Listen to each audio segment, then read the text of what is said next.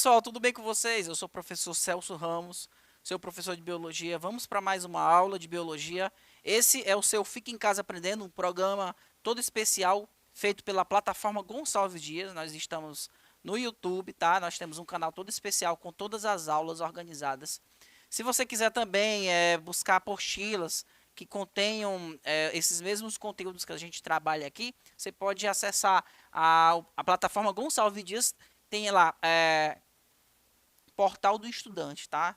Termo correto, Portal do Estudante. Nós estamos também no Instagram, coloca @plataforma Gonçalves Dias.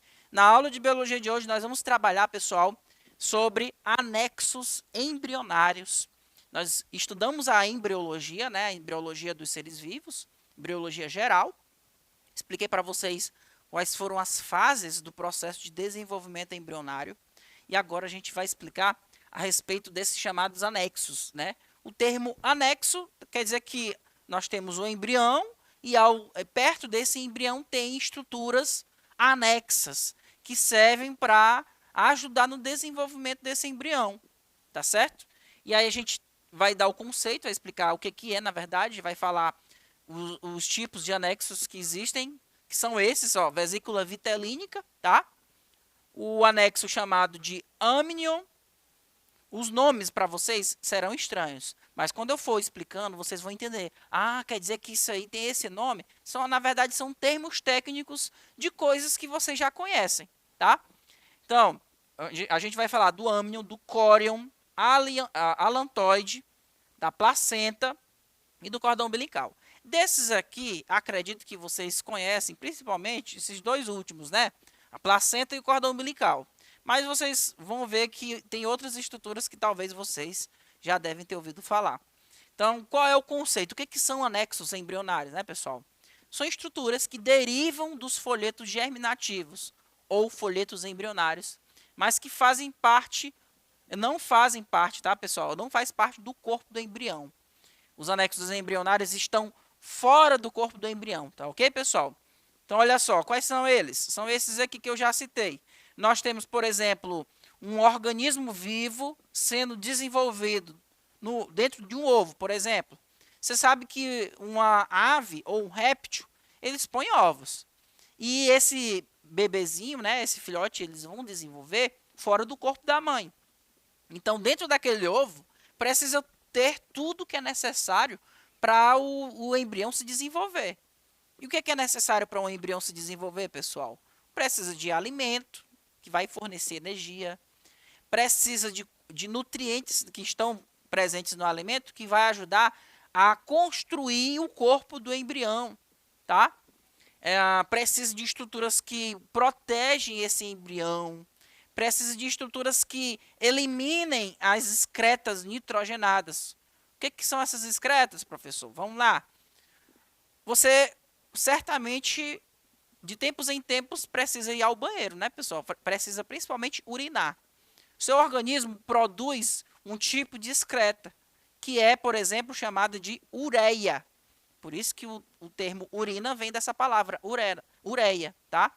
Então, a ureia, por exemplo, ela é uma excreta que é produzida pelo nosso metabolismo, que é uma substância química, são substâncias químicas que não servem mais. Então, o organismo produz e precisa o quê? Eliminar. Então, nós, para eliminarmos essas substâncias que não são boas, as excretas, a gente vai ao banheiro e urina. O bebê, no caso, o embrião, será que ele urina? Na verdade, ele precisa eliminar as excretas. Então, existem anexos embrionários específicos para ajudar a eliminação dessas excretas por parte aqui do embrião, tá? Então, a gente vai falar do primeiro anexo embrionário. É um dos anexos mais conhecidos, pessoal. É justamente conhecido como vesícula vitelínica ou saco vitelínico, tá? O que seria essa vesícula vitelínica? Você sabe que dentro do ovo da galinha tem ali o pintinho que vai se desenvolver, que é, no caso, esse embrião aqui, ó, tá? Esse embrião vai estar ligado a ele se desenvolve de uma estrutura que ficava logo nessa parte da superfície aqui da gema, tá? Da gema do ovo. Então, veja, a gema do ovo, ela é formada principalmente por uma substância chamada de vitelo. Vocês lembram que quando a gente estava falando de desenvolvimento embrionário, eu falei para vocês sobre os tipos de ovos? Aí eu expliquei para vocês que tinha um tipo de ovo que era conhecido como ovo telolécito. Telolécito, tá? O que é o ovo telolécito? É um ovo que tem muito vitelo. O vitelo é uma substância nutritiva que nós encontramos no ovo. Ele serve para alimentar o embrião.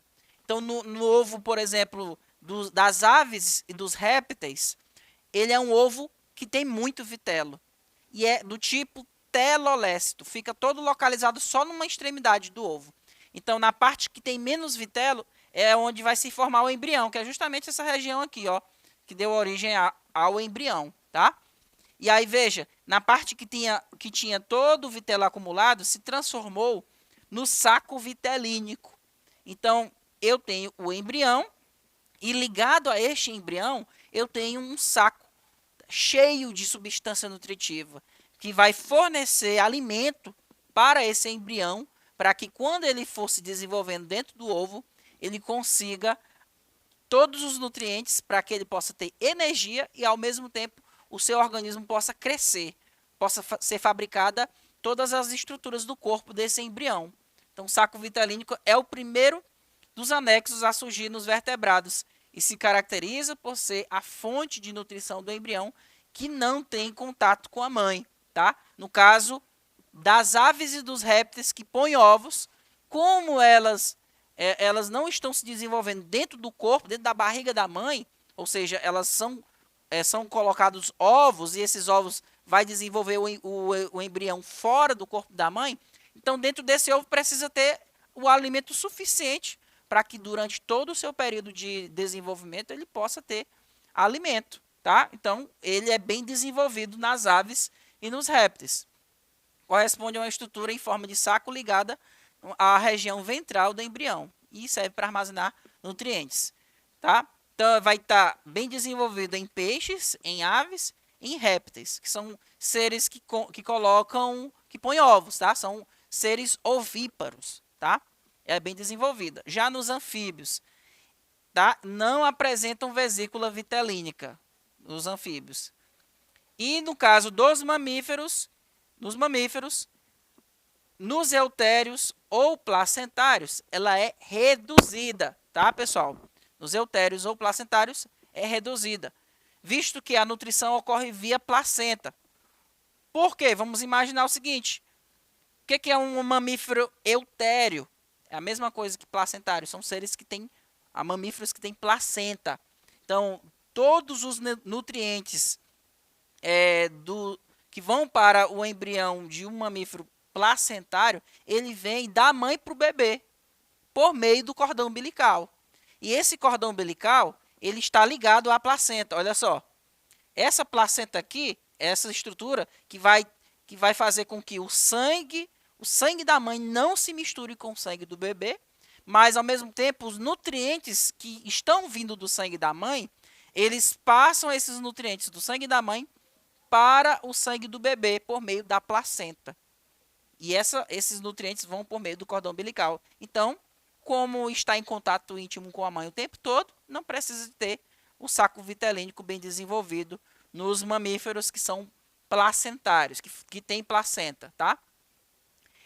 Nesses, é responsável pela produção de hemácias nos primeiros estágios de vida. Ou seja, nos mamíferos que produzem placenta, eles têm um saco vitelínico bem reduzido. E quando esse saco vitelínico ainda está presente, ele vai servir para produzir o quê? Hemácias, que são os glóbulos vermelhos, tá bom? Então, a placenta, aliás, o cordão umbilical, ele é formado, tem uma parte aqui do cordão umbilical que vai ser produzida produzida a partir da vesícula vitelínica. Agora vamos para o segundo anexo embrionário, pessoal, o âmnion. O que é o âmnion? O âmnion é uma fina membrana que delimita uma bolsa repleta de líquido. O líquido amniótico que tem por funções. Qual é a função? Evitar o ressecamento do embrião, proteger contra choques mecânicos, representa uma importante adaptação dos répteis à vida terrestre, junto à fecundação interna, que faz parte do chamado terrestre. Esse anexo permitiu aos répteis avançar em terras secas e independência da água para a reprodução. Eu vou voltar aqui para essa figura. O que seria o âmnion aqui, ó?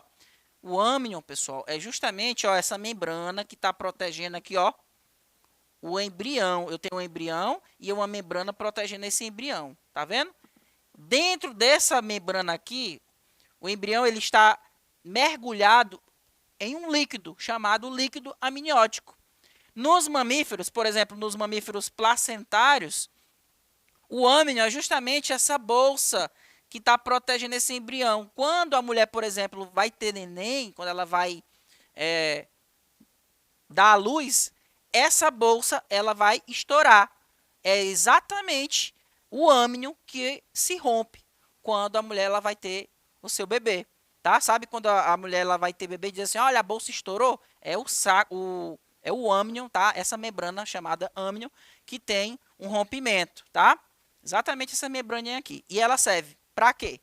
Para proteger o embrião contra o ressecamento, porque ele está mergulhado em um líquido o tempo todo.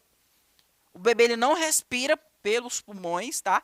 Todo o oxigênio ele chega para o bebê através do cordão umbilical. Então ele fica ali dentro da barriga da mãe, dentro de um líquido mesmo, só dentro da água. E ele serve para proteger contra o ressecamento e proteger contra choques mecânicos. De vez em quando a mulher, ela, sei lá, ela pode se chocar contra algum obstáculo e esse choque, se for leve, não vai afetar o bebê porque tem essa bolsinha, né, o líquido amniótico, juntamente com o âmnion, que vai reduzir esses impactos para proteger o bebê, tá? Ele vai ser bem desenvolvido em répteis, aves e mamíferos, ok? O próximo anexo embrionário, pessoal, é o córion. O que seria o córion nessa figura, tá? O córion é essa parte aqui, ó, que eu vou destacar de verde, ó. Tá sendo destacado de verde. Toda essa parte, toda essa membranazinha aqui. Para quem não sabe o que é o córion, sabe quando você cozinha um ovo, que você quebra ali, vai quebrar a casca do ovo, logo abaixo da casca tem tipo uma pelezinha. Aquela pele é o córion. O córion, diferente do âmnion, o que ele se diferencia? O âmnion ele só protege o embrião, certo? O córion não, ele vai envolver tanto o embrião como todos os outros anexos embrionários. No caso do ovo, né, esse âmnion ele fica próximo à casca, tá? É uma membrana fina que envolve todos os anexos embrionários na parte mais externa. Ele vai se juntar com esse outro anexo aqui chamado de alantoide. Para quê? Ele vai ajudar o embrião a promover a sua função respiratória, no caso das aves e dos répteis. Sabe que o ovo, se você olhar para uma casca do ovo, você percebe que é como se a casca tivesse um monte de furinhos. Cada furinho daquele ali é por onde vai entrar o oxigênio. Então, essa membrana, como ela fica logo abaixo da casca do ovo, ela vai ajudar com que o oxigênio ele entre no ovo e o gás carbônico saia. Então, essas trocas gasosas, ela é auxiliada por essa membrana chamada de córion, tá? É o córion que fica logo abaixo da casca do ovo, ok? E ela é bem desenvolvida no caso dos répteis e das aves, ela fica sob a casca do ovo. Camada de proteção e ajuda nas trocas gasosas entre o embrião e o meio externo. No caso dos mamíferos, os mamíferos placentários, ou seja, que não põem ovos, né? Ele vai se unir à parede uterina para formar a placenta. Então, olha só, eu vou até voltar para essa figura aqui, que tem falando sobre os placentários. Olha só, essa placenta aqui, ela é formada pelo córion, tá? E pela parede interna do útero. Então, a parede interna do útero vai se juntar com o córion para formar a placenta. Tá certo, pessoal? Próximo anexo embrionário, alantoide. O que seria o alantoide? Exatamente isso aqui que foi destacado, ó. Essa bolsinha verde aqui que está próxima ao embrião. Para que ela vai servir? Lembra que eu expliquei para vocês que o organismo dos seres vivos produzem substâncias tóxicas que são nocivas e precisam ser eliminadas, essas substâncias são chamadas de excretas nitrogenadas. Nós temos vários tipos, temos o ácido úrico, a amônia, tá? Nós temos a ureia e muitas outras. São substâncias que precisam ser eliminadas. No caso do embrião, onde é que ele vai eliminar?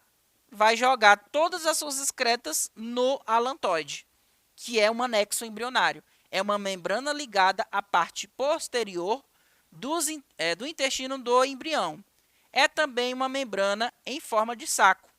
Nas aves e nos répteis, ela ajuda, juntamente com o córion, que é a membrana que a gente falou anteriormente, ela vai ajudar nas trocas gasosas, tá? Vai fazer com que o embrião consiga absorver oxigênio do ambiente externo e liberar o gás carbônico também para o ambiente externo.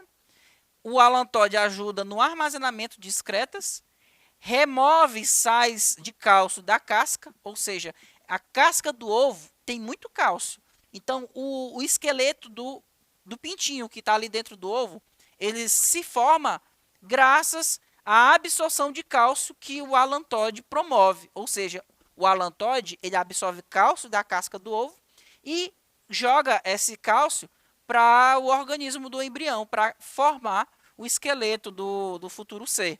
Ok? E facilita também, quando ele faz essa absorção do cálcio da casca, além de fortalecer o embrião, porque vai formar o esqueleto dele, essa casca vai ficando cada vez mais fina, conforme o bebê, o pintinho, vai se desenvolvendo, no caso das aves, tá? Nos mamíferos, o alantoide ele é reduzido e forma o cordão umbilical. O cordão umbilical, pessoal, nos mamíferos, ele é formado graças ao vitelo e ao alantoide, tá? O alantoide e o vitelo eles se juntam, o saco vitelínico ele se junta com o alantoide para formar o cordão umbilical. A placenta é uma estrutura vascularizada, ou seja, o que é vascularizado? Tem muitos vasos sanguíneos ali para promover a circulação sanguínea, tá? Então, uma estrutura vascularizada dos mamíferos que se forma do córion mais o alantoide e do endométrio materno. Então, olha só, o córion, que é aquele anexo que envolve todos os outros anexos, mais o alantoide, que é essa coisinha verde aqui, vai se juntar, né? O córion e o alantoide se juntam, e juntamente com o endométrio, que é a parede interna do útero da mulher, tá? Vai formar o quê? A placenta, essa estrutura aqui. Então, isso aqui tudo, ó, a placenta que vai ajudar a promover as trocas de nutrientes entre o bebê e a mãe. Essa estrutura aqui, chamada placenta, ela é formada pelo córion, pelo alantoide e pelo endométrio, que é a parede interna do útero, tá? Não é considerado por muitos autores como um anexo embrionário, já que tem uma parte materna e uma outra parte que vai ser a parte fetal, ok? Nos primeiros meses de gestação, a placenta ela vai produzir hormônios que a gente chama de progesterona e o estrógeno, além de substâncias de defesa, nutrição e respiração, tá? Então, aqui nós temos a ocorrência da placenta, ela vai acontecer em mamíferos metatérios, que nós chamamos de marsupiais. O que são mamíferos metatérios ou marsupiais? Já ouviu falar no canguru? O canguru tem uma bolsa onde o filhotinho se desenvolve? Pois é, nesses mamíferos, como eles não têm uma placenta, tá? O que vai acontecer? A placenta deles, na verdade, é rudimentar, ela é pouco desenvolvida. Então, o bebê ele nasce não completamente formado, e aí ele precisa subir no corpo da mãe, entrar numa bolsinha e terminar de se formar, de se desenvolver, tá? Então, nesses indivíduos aqui, a placenta ela vai ser rudimentar. Exemplo, o diabo da Tasmânia, tá? Urso, coala, canguru, gambá, todos esses animais aqui, eles produzem uma placenta pouco desenvolvida. Nos eutérios, que são placentários, essa placenta ela vai ser bem desenvolvida. Então, a gente falou sobre os anexos embrionários. Eu espero que vocês tenham entendido. Eu aguardo vocês na próxima, pessoal. Tchau, tchau.